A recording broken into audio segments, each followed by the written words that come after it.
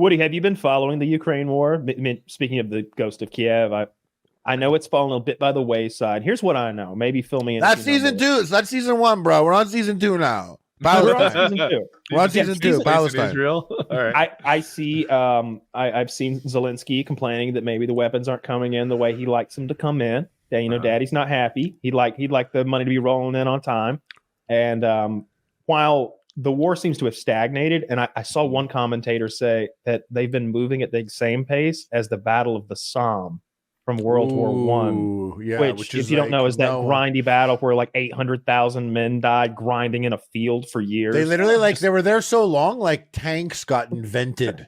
They were like, we need something, and like while guys are waiting, like tanks started to exist now. Like they were conceptualized, executed, and delivered while this battle sat in fucking holes. It's insane. Okay. Scariest sounding ship, by the way. But I also heard that the Ukrainians had made it across the Dnipro River, I think it is, and that was a big deal because they weren't just across; they were able to go across at any time they wanted because the other side is secure now. But I also hear that Bakhmut city didn't matter at all, and it was a huge drain. So here's what I know. One, like you said, they crossed the Dnieper River. The Ukrainian side had the high ground, and the Russian side, which is also Ukraine, had the low ground, which gave them a huge advantage. You would think crossing the river would be a big problem, so vulnerable and such. But they kind of had fire control over the far side because of the altitude advantage. Mm-hmm. And now they have, I think, multiple bridges where they're rolling armor over. I'm not sure about tanks, but they have lots of things that look like tanks to normal people like me. So sure, APCs, Bradley's probably. That's what we're sending, and numerous amounts. The hardware you know so much more about than I do, but I do know that they're not just people with guns anymore on boats. They're bridges. There's a name for the temporary bridges they set up. I forget, but they can drive tanks or tank-like things over. Neat. And at first, I thought that attack vector was just a distraction. They had been sort of attacking in two places, like a seesaw. So like they attack here, they make the Russians reinforce, and then that makes it lighter over here where they can attack. But now it looks like that Dnieper River is something they're actually trying to forge a big attack through a river, across on the other side of the river. Okay, what do I know? I've learned I don't know very much about conducting war during this Ukraine thing. I always thought that perhaps some common sense would get you pretty far, and no, it takes actual expertise to be good at this. So I just watch. What I learned from this war is that no one's ever going to invade the USA. It was that old quote that I thought was like a Chinese. I think it was Japanese.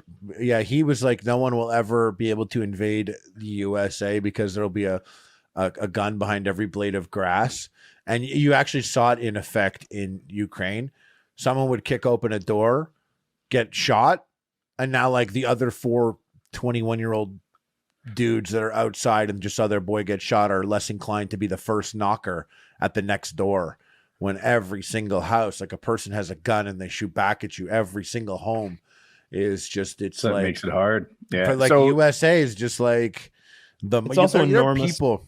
It's enormous, the United States of America. And we have some huge advantages. I guess the fact that we have allies to both north and south. The biggest oceans on the sides are the biggest oceans on the sides. And I forget something about the mountain ranges or something, and it's just a really hard place to attack.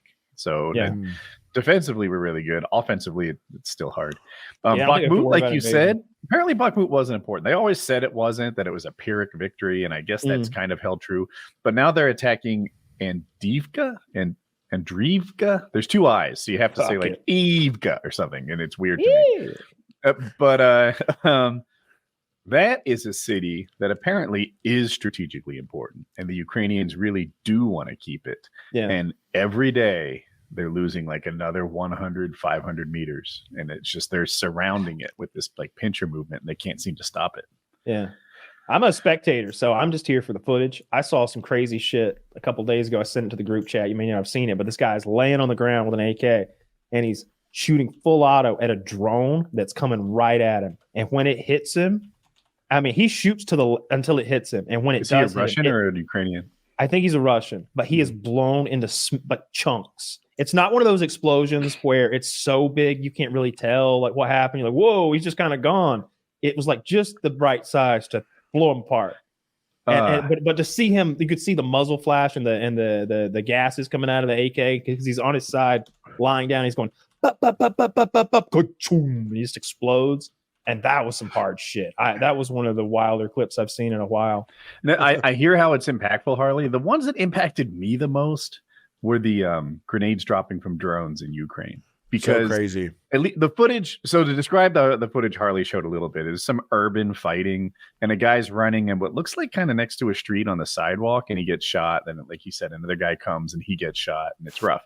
But at least they got killed because they did dumb things like running across in the open. If you see your buddy drop in Call of Duty, you don't instantly. That's all I was thinking. Not enough video games. Video games help you a lot in that sense. I'm not even joking. They can. Who would ever run over to the body when he got sniped?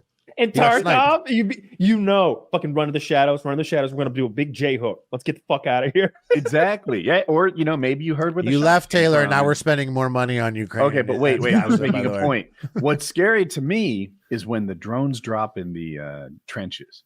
The drones drop grenades in the trenches because those people did nothing wrong. They were hidden. They were under their little camouflage netting. They were sleeping. Maybe they didn't make any noise. They didn't start a fire. They were just freezing in a little trench, and a drone came and dropped a grenade right on them.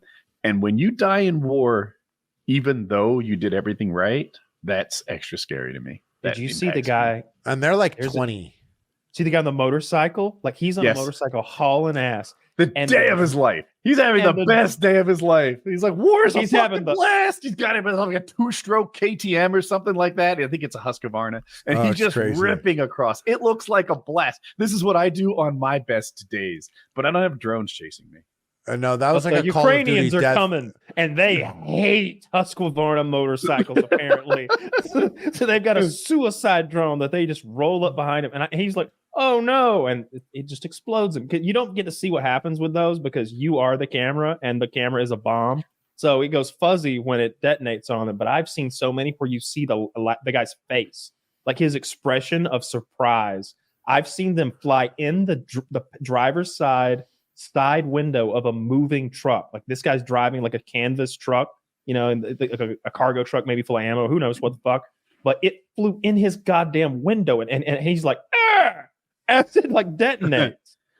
That's the worst. Like you said, Woody, we're used to these movies that we watch where when you die, it's either you giving your life to get the job done or you messed up. And there's a grizzled vet who identifies what your mistake was. Yeah, he's over there behind cover, like, get down, you idiots, get down. What are you doing? We're exposed from the ridge. Defilade. And that guy's dead. Yes. That's what we see in movies because we like to believe that if we keep our wits about us and we're brave and we do things that everything the Sarge tells us, then we'll just get out. Nothing bad will happen to us. They won't cheat us out of our lives. But this war shows us that no. You'll hear it like you might hear it 30 seconds before it kills you, but that's how much warning you've got to maybe shoot a drone out of the air with your AK. And you hear it like you see it sometimes. Some of them are suicide drones that like hit them. Like shooting a drone out of the air was my plan, right? That's what I thought I would do. Like, why doesn't anyone shoot the drones? Well, two things. You're used to seeing friendly drones constantly, right? The Russians have drones. They're flying them around. I don't know that I can spot a drone and know if it's mine or yours. And you might get not clear you'll hear it either. They're small, and with all the noise going on, it's not so clear that you'll hear the buzzing. They don't seem like they hear it. Yeah, good point. But when they do, I've seen them play dead. I've seen some play dead when I guess they hear it, they look up, and then you see them not move, and then a grenade falls. And what I learned from this is good. I never realized how completely ineffective grenades are, to be honest with you. I watch people eat grenades and like shuffle away from it, like as if they're not out of battle, like they're not completely incapacitated. They're wounded, not even they're not even incapacitated. They're like still capable. I've also seen people pull their own grenade pin after eating a grenade because I guess there's damage there that I can't see from so far away. But it's really grenades in movies blow up the room. And Yeah. here it Tarkov drops gets next to grenades Movies the tend to be IRAD. written by people who have never gone to war. Like they don't know. Their experience is informed by other movies. Like You can. cycle. I remember the Iraq Part 2 footage of this guy being like, "Fuck you, Haji," and then throwing an M67 grenade over this wall into like this garage. That's the park area. normal American one with all the bumps. The baseball No looking bumps, grenade. the smooth one. The M67's the round one, like in Tarkov, it's the long fuse that you throw and then push the room. But they threw that fucker and it just goes bang. It's not kaboom and like cars flying and fireballs. There's no fireball. It's just it's a big pop, and then all of that shell is being thrown around and maybe it hits you, maybe it doesn't. Maybe it hits an artery and you bleed out right there. That's the idea, right? Just to create a whole wall of death and injury. And it doesn't take that much injury to make a person combat ineffective. Like if I ice picked your calf, you probably suck after that for a while anyway. What if it gets infected? Did you clean the ice pick? No, I dipped it in the pool. Yeah. Well played.